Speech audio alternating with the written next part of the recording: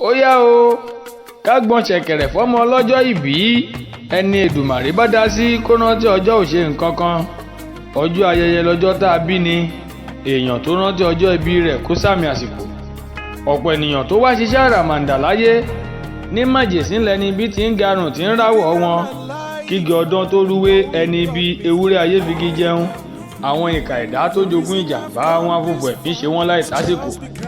igi ọlá ti rúwé o Mrs Bukky fámákinwá mi o tó ń parẹ́ mọ́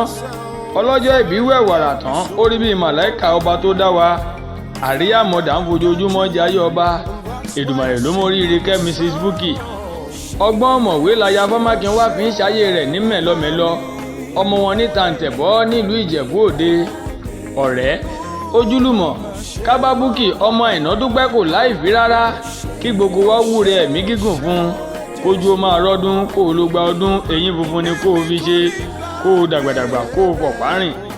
ọdọọdún làárọ̀ rógbó ọdọọdún làárọ̀ àwùsà ọdọọdún làárọ̀ ọmọ obì lórí àtẹ bọ́dún bá ń gorí ara wọn ká máa ríra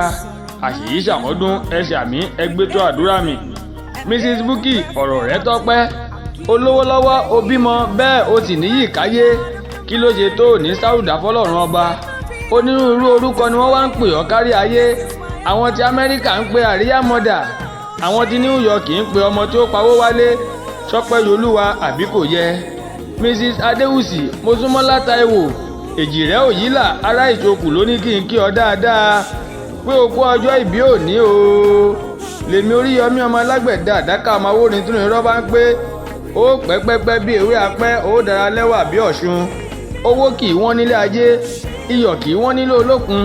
òjò ṣú ẹ̀rùn yan kò ní kọ́mọ alákùn ọmọ àpọ̀pọ̀ ọ̀pọ̀ aṣọ ọ̀pọ̀ ẹ̀wù jigijigi lọ́rùn ọ̀pẹ nítorí káṣírí ọmọ rẹ̀ ó má bàa tú àṣírí rẹ̀ ò ní tú láéláé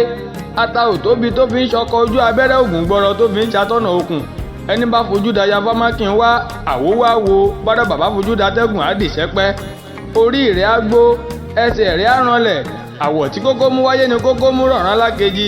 happy birthday to you ma long life and prosperity ìgbà ọdún kan ní láṣẹ Èdùmàrè.